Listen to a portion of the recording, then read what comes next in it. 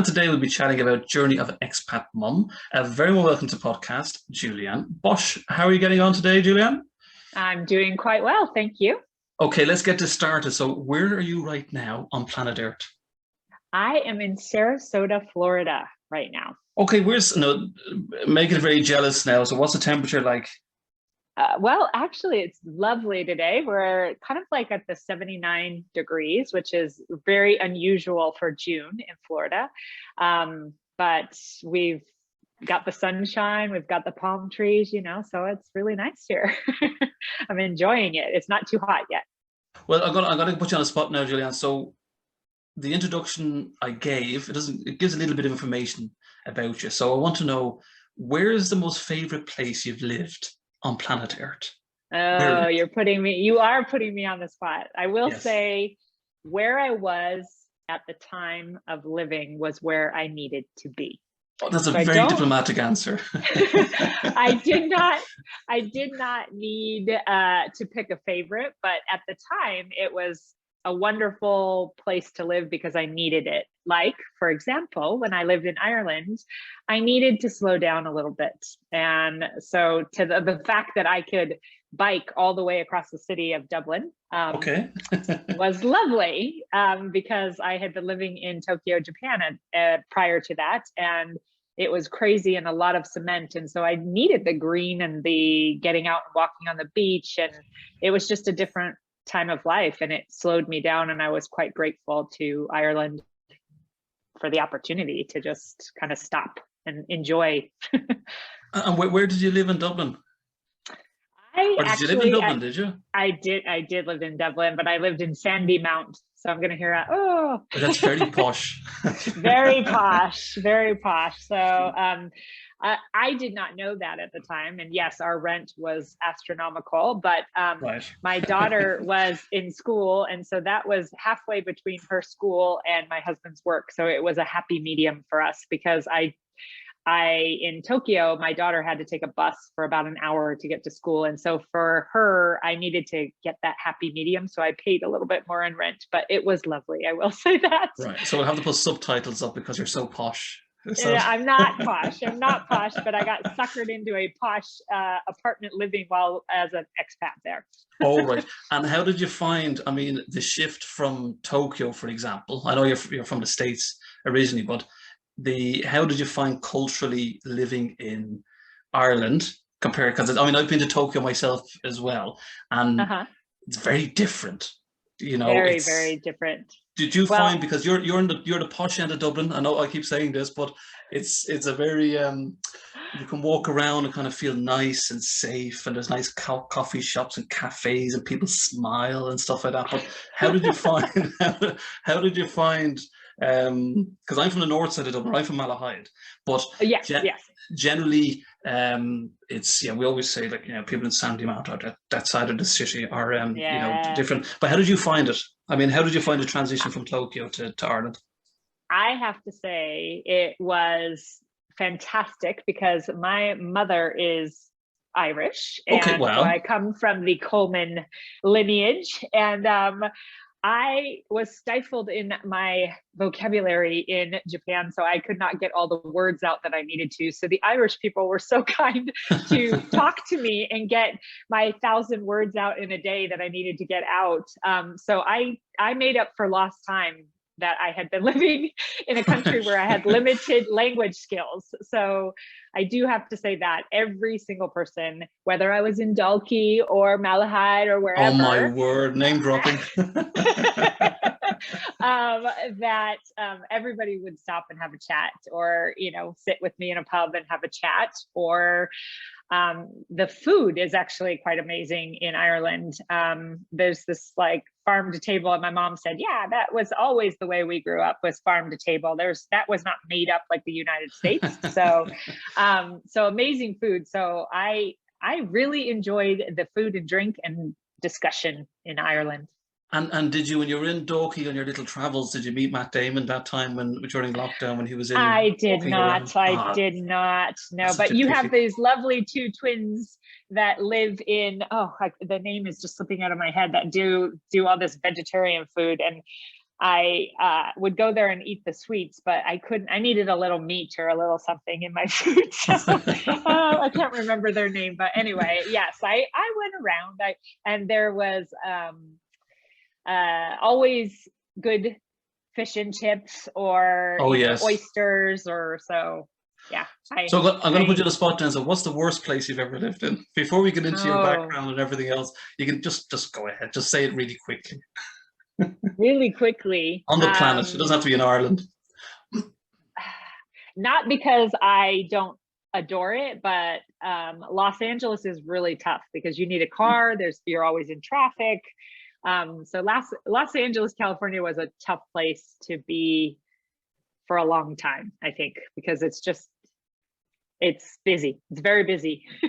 Is it just a lifestyle that's busy in general, or the traffic, or is just everything's just like go? You're sitting in traffic and it's go all the time. And I was a girl that was born in Fort Ruckert, Alabama, so a little bit of a Southern military brat. Okay. And you know, my father moved me around quite a bit, and I love California because you can jaunt from the mountains to the sea in no time at all. But to sit in your car for a long time, that is not a joy. Whereas in Tokyo, there's the mass of people, and yet the transportation system works like boom, boom, boom. If they say 101 and you're there 1 and 2, you've missed it. So right. Completely different lifestyle. I don't like driving sitting in traffic. Did you ever live near Fighter Town, San Diego, where the Top Gun school is? Top Gun, yeah, I did actually.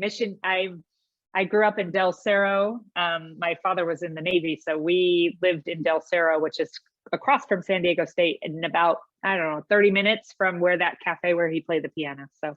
Oh wow, pretty cool. I'm a big Maverick and Tom Cruise fan, I have to say. Yeah. So have you seen it? Oh, I've seen it 4 times. Oh wow, the second one. Yes. Oh yes. Oh my goodness. Big I'm fan. going Sunday. You're ahead of me. It's amazing, I have to say. Wonderful. I'm a big Tom Cruise fan, but the movie itself is it's a fascinating film, and a lot of emotion, a lot of excitement. So go to see it in IMAX if you can. Okay. I know this is sidetracking from the podcast, but I know I'm promoting Paramount Studios, Top Gun at the moment, Tom Cruise, but generally it's an amazing film. So, okay, let's move on. I gave a brief introduction about your background. So can you let our listeners know more about yourself and all the exciting that you've had in your life so far? Well, I got married, and I married my husband. He was a first-generation American from Barcelona, Spain, and I moved after graduate school. We went to an international school, and we knew that we would be living abroad. I did not know in 28 years of marriage, I would be moving 13 times in that span. Okay. In that process, we had 3 children, and they went to several schools. So we lived on 4 continents and enjoyed every moment. Again, I learned in every country that I was living in, and I did various jobs all over, depending on where we were and what type of work I could get and do. I have a PhD in management. And then recently I tried to kind of figure out what I wanted to be when I grow up, and I recalibrated, and now I'm a life and career coach. And in that process, I wrote a book to help parents, especially mothers, document their, how should I say it? Document their intentions for motherhood. It coincides with my coaching practice, is to be more intentional. Cool. So did you find it then? I mean, you mentioned there 13 times.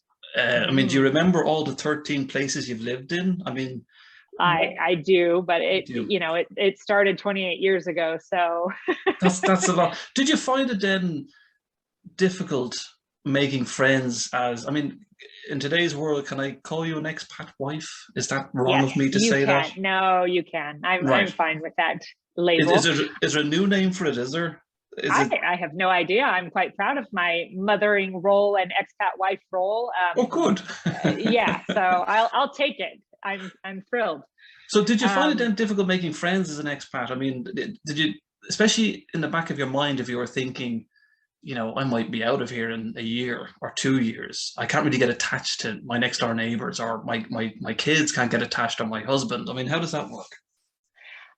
Yes, there are things that are quite difficult when you arrive and you don't speak the language, or you're not used to the customs, or, you know, when we moved to Japan, for example, the portion sizes of food was quite smaller, and, you know, your stomach starts to adapt a little bit. So I had some difficulties, I'm not going to lie, in that respect, but it is all about how you position yourself to why you're there. I was, or should I say, my husband and I were given the opportunity to go somewhere new and live there and soak up culture and learn about the people and have great friends. So I always went into those situations with positivity because I was there to learn. I didn't know how long I was going to be there. So every place that I went, I got more out of it than I gave to it. Right. And what about then your kids? So say, for example, I mean, how did they adapt moving from place to place? I mean, how did that work? Well, my husband would always invite us to dinner or lunch, and you would know that he says, "Oh, I have this great opportunity." So that's how all of these moves would start. Right. My husband would give us the heads up, and they're like, "Oh," and you realize wherever you were going to lunch or dinner kind of had a theme. So we caught on after like the fourth or fifth. We're like, "Oh, where are we going next?" My oldest two are a boy-girl twin.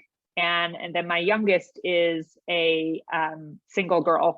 And I think it propelled us to be a tighter knit family. So yes, it was difficult, but at the same time, my children liked the adventure. I'd say after kind of fifth grade and up, they knew the drill. And I said, you can make this the best year of your life or the worst year, your decision, you know, Right. and we will help you the best we can, because sometimes, you know, they were ahead in maths or behind in maths and they needed a little tutoring, or so it was my job as an expat wife to kind of fill in the gaps of where they needed some extra help, or you know, launch in. I would always put out on Facebook, "Hey, expat community, you know, we're moving here, know anybody?" And I would do the pre-work. So I would contact mothers that are already in that country and say, "Hey, what do you wear to school? You know, what's important there?"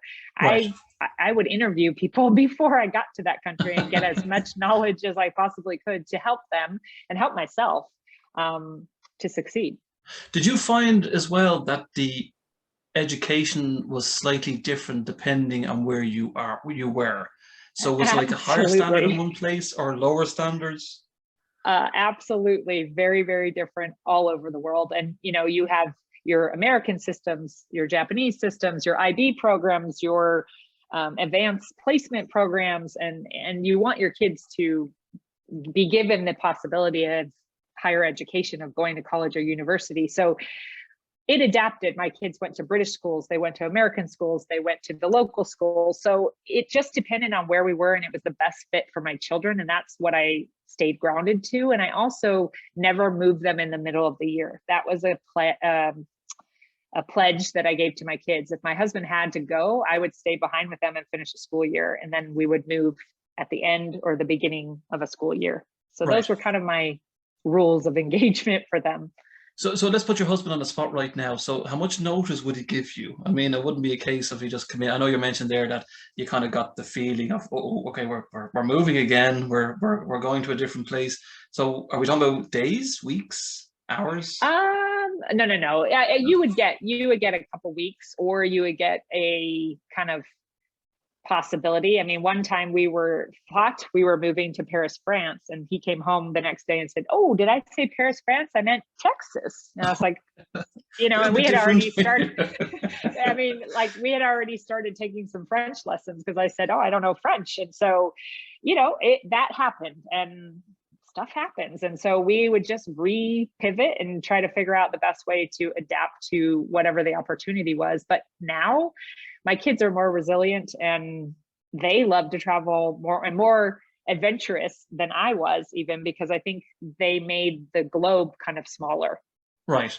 And so what about then? So the world of organization seemed to be on your head. So how did you cope mentally then with all these changes and shifting from country to country with the constant As I moving? as I got older, I got smarter, which Okay. it took a little while. In the beginning, all of our stuff, our junk would come with us. And I was fortunate that our companies that my husband worked for was open to moving our household. And then the last several moves, I just moved clothing, and I would rent, like when we lived in Ireland, I just rented a home that already had furniture, and we would come with our bags and our favorite items and move in, kind of like the Airbnb experience. And it was much more enjoyable when I didn't have to stress about, my dresser drawers got banged up or broken in a move. And then logistics wise, I am a type A personality. I told you my father was a Navy captain. So I grew up with chip shop, Discipline. Yeah. the discipline. And so for me, I had a home inventory. I had the lessons of moving down pat. And, my kids say to me now, you're always cleaning things out. You're always getting rid of things. We don't have our memories, and so I think my closets are really clean, and people fear if they need help cleaning out closets. I'm like, all right, I'm pretty ruthless. Things didn't matter to me. It was the memories that I was making, which was really important to us, the more and more. So I chose to invest more in the experiences of our move.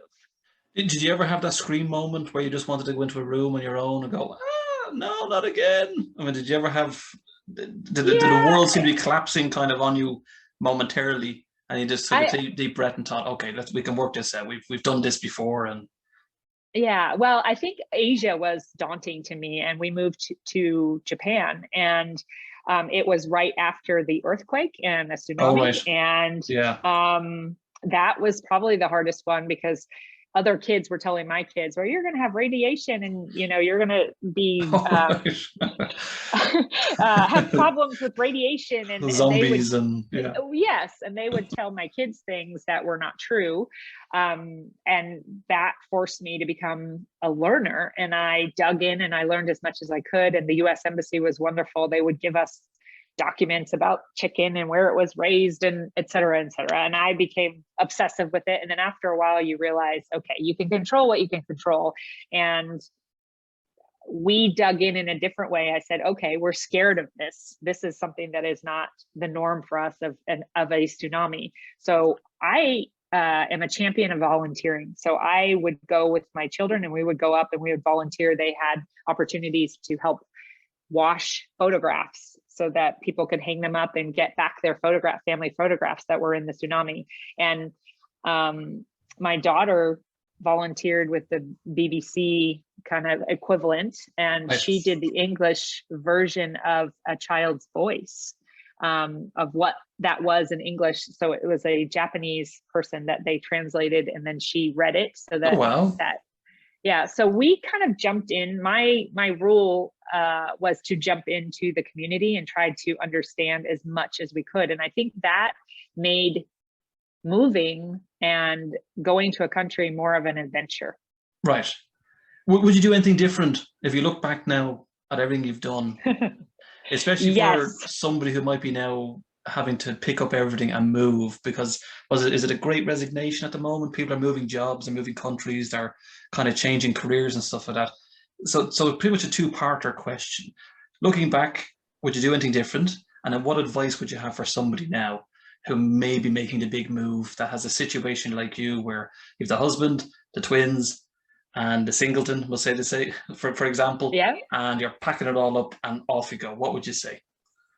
I would say, if that country has a language that is not your own, dig in and learn as much as you can of the language and get out. Don't sit on your apps at home and try to make it perfect. Get out in markets, get out in social situations and practice and try to engage, because they will encourage you. Every country encourages you to learn that language and help you and show you things and have you experience things. So I was not very good at learning languages, and I should have just learned the basics. So focus on that.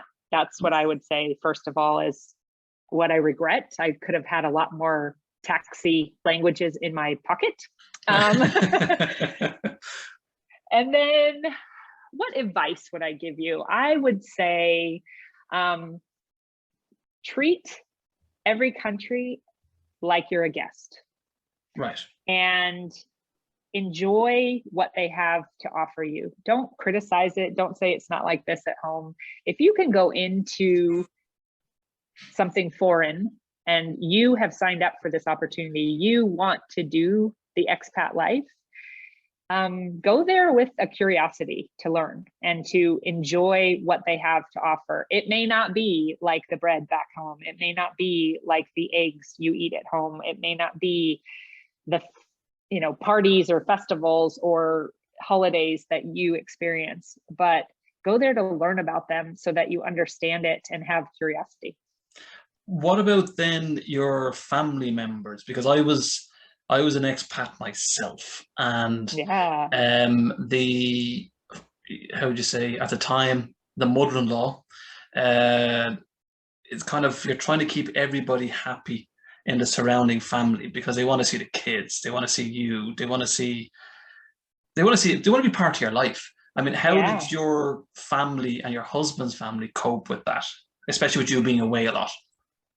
Well, we had a unique situation. My husband is a foreigner, shall I say, a foreigner to the United States. He was first generation American. His mother was from Mexico and his father was from Spain. And she was originally Spanish, and then they moved together to start medical school in the United States. And so they were expats in the United States. So my father's family understood it quite well. And my parents, being in the Navy, traveled extensively, China. My father, gave me his 2 cents when I told him I was moving to Japan. He's like, oh, you have to do Mount Fuji and et cetera, et cetera. I would say, create time with your family. So have that summer vacation pre-planned and have it set up so that they know that that's a given every summer. Right. That's what saved me. I would say goodbye to my husband. Unfortunately, he would be sad because his family would exit and we would head to the States, and then he would try to join us, but sometimes that wasn't possible. And then, yes, there was a lot of negative comments from the family. I mean, I moved to Mexico City, and I remember one of my family members saying, oh, they chop off people's heads and hang them from the bridges. And, all right. So you're starting to get scared about what's happening in Mexico. And I never saw any of that. Thank goodness. If it does happen, I don't want to, go into a Narcos. Yeah, I don't want to go into a Narcos show, Netflix for you. But, I process that and I have conversations about it, and I sit down and communicate with my family and say, this is an opportunity for us. Would you like to come visit us? I would love to show you around. And surprisingly, once they came and were a part of our lives abroad or in that location, more and more started to come visit us because they were curious. Right. And then they understood it. Were they always happy? No. I mean, I would have one family member that wouldn't talk to me for a couple of months, and then boom, they're back talking to me because I moved away from them. So yes, it was not easy, but you just have to manage what's best for you and your kids at that time. And it's not always going to be the popular answer, I think. No, but you have to do, especially if we all need to work, we all need to make money, and if you got to go find work, you got to find work. I mean, did they have any favorite place that if they came out to visit that you were at? Was there a favorite place that they like you being? You're going to call me like cheeky right now, but all of them wanted to come to Ireland because there's something about Americans that love to come to Ireland. So, we, and especially that you don't have to go through immigration, that Dublin little hop to hop, is such a great thing. So I had a lot of family come visit me in Ireland. Not so much, we lived in Mexico twice, not so much in Mexico because there was a fear because we had not normal, we had bodyguards, and so that scared some of them because of the situation. I go back and forth on this one a little bit. They love to visit us, but it just depended. And Asia was very, very far away, Yet Europe, we got to see a lot of family and come see us. So it just depended on the distance, I think. Right. How did you then cope with the weather of Ireland, for example, especially during the winters? I mean, you're in kind of Florida now. Come on, I mean, there's a big Well, difference. I was a cheat. I was a cheat because we survived, I think, 2 winters in Ireland. And I turned to my husband and I said, I need some sunshine in February. So that is why we bought the place in Florida. And we have this as one of the homes that we get to visit. So I'm a cheater a little bit. So, but his family's from Spain. So if I got the need of a little bit of, sunshine on my skin, I would pop down to Barcelona and go to Calais and see his cousins. And so I had some outs when I needed it. But, I do have to say there's something also about the warmth of a fire too. Like that wasn't something I grew up with. And so I did enjoy it the first, and then kind of halfway through the second year. And then by the third year, they ripped us out and I moved to another place. So I can't speak of any bad things. Right. Well, I mean, would you say to yourself, you're living the dream? Because you see all this stuff on social media, and to be honest with you, when I look on, I'm not going to name the platforms, but they're selfie this and selfie that, and they're in the beaches and they're pretending that they're having a wonderful time, and they're in their bikinis and their 6-pack, this. Yeah. But I mean, looking back at your own life, would you say you've lived a dream? I mean, been to all these places that a lot of people probably dream of going, and you've lived in them. I would say yes. I would say it was a very privileged, very I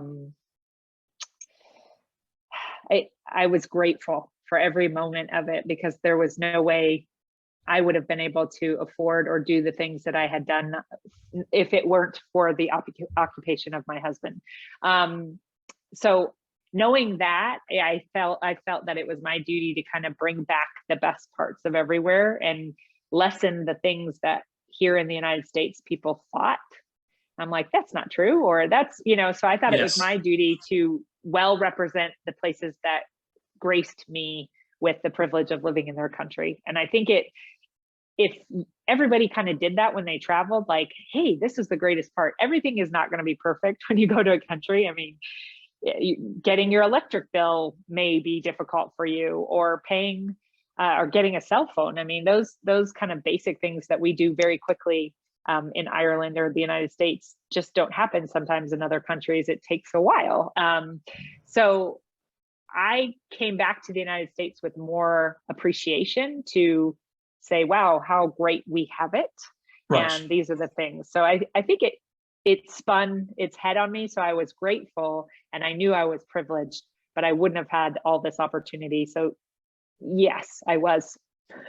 Living the dream. Living the dream. So do you have a favorite memory? Is there anything that stands out right now that you would say, wow? Because I always remember myself, I was in, I love Singapore, and there's always one or two places I've always been. It always made me very happy when I was there. And I always cherish that, having that opportunity to be there at that point in time in my life. Do you ever have anything like that where you kind of get that little goosebump? You might look at the window. I'm looking at your photograph here, which is, I'm assuming, is a screenshot because it looks too nice. Yeah, it is a screenshot. But do you ever have any memories that you kind of say, oh God, yeah, there was wonderful, and I wish I could go there right now? And yeah, I would say for me, I just have this vivid memory of living in, I keep talking about Japan. Living in Japan was probably one of our most difficult moves, just because I had no clue how to speak Japanese, and knowing their alphabet was enormous. So a little squiggly could go the opposite direction. It means something completely different. And at that time, the Olympics was not there. They were just starting signs in English. So ignorance was a huge bliss. And yet we maneuvered our kids being there, and yes, living a privileged kind of different life. But I have some very, very close Japanese friends. And then my husband, one of the signs of respect is to bow. So when you see the emperor, you would bow, et cetera, et cetera. And it's just part of their culture.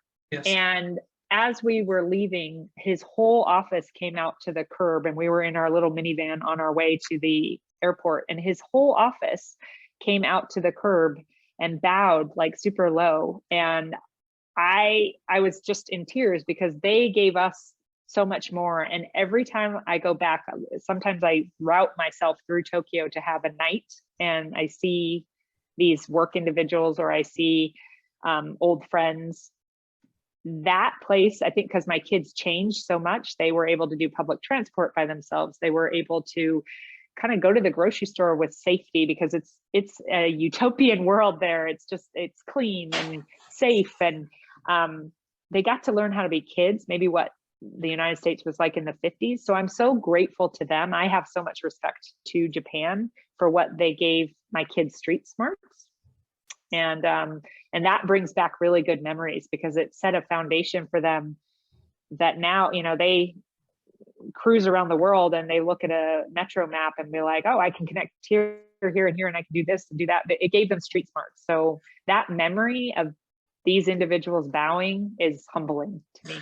And do your kids have any special memory of themselves? I mean, was there anything that they liked and they kind of like, oh, Mom, why are we having to leave here? Or was there anything like that, other than Disneyland or Universal Studios? But was there anything in specific that they talk about a lot still now? Yeah, I for my family, food is everything. So we try. I mean, my son, he was in, I want to say Sri Lanka. I'm not quite sure where he was, on a trip with his school for swimming, and he tried chicken's feet. And so for us, it's food.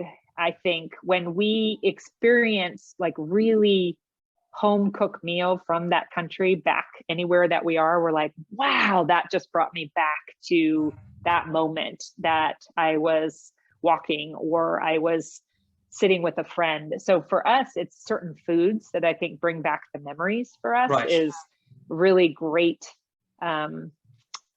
food in Italy, or great food in Spain, or great food in Ireland. If we get a little taste of that, you're like, I mean, for me, I don't know what it was, but there was a little hole in the wall. I think it was called Good Foods there in Dublin. And they made the best eggs with like a toast with mushrooms on it. And my husband recreated it, not quite perfectly, but I was like, that brought me back to that great breakfast. It's always food. It is food for me. So tell me this, I'm nosy, and I'm not ignoring you, but I'm nosing at your website here, juliannebosch.com, and your book, How a Mother Took Her First Step on the Moon, a Mother's Keepsake Journal of Advice to My Children. So what can listeners expect from your book? Well, with my new occupation, it is to go forth and pivot your life, change it from what it was to what you're not satisfied with, to live a more fulfilled life. And all of these travels all over the world have cemented little pieces of advice for my children. So what I did for my 50th birthdays, because I wanted to give them a gift instead of receiving a gift, I wrote all the pieces of advice that I would like my children to know if something was to happen to me. And they happen to be stories from our life all over the world.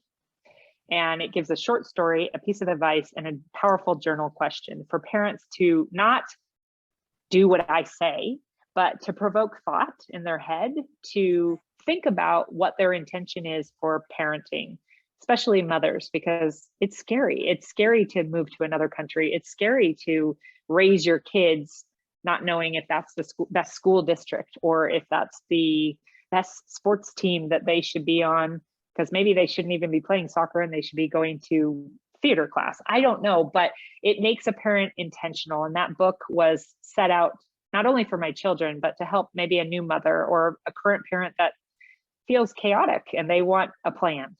So it helps them plan. If I have to read the book, where do we buy your book? It is located on my webpage. You can get it at www.juliannebosch.com, or you can get it on Amazon. So right there in Dublin, Spain, Japan, Mexico, it's all over the world. So look on your Amazon. Are you on all the internet places such as the LinkedIns and the Instagrammies and all this type of thing? I am. And what is it? Is it at Julianne Bosch at LinkedIn or?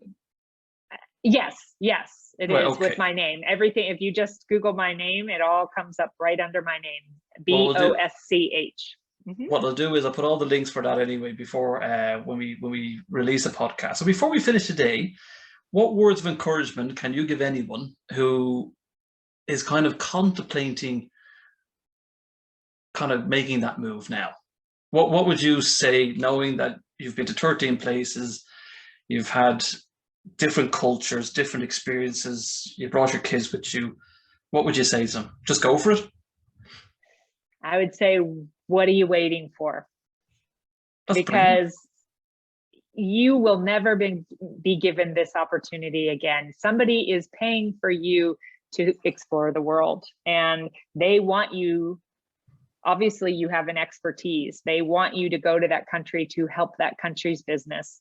You're going there with an intention, an occupation. So go and just explore it, enjoy the moments, and laugh a lot with your family. And that's what that book, How a Mother Took Her First Step on the Moon, I laughed at myself a lot because you can't control everything. So what are you waiting for?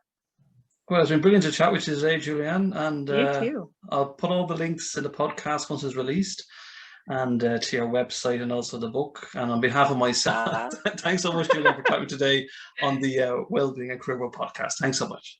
Thank you for having me.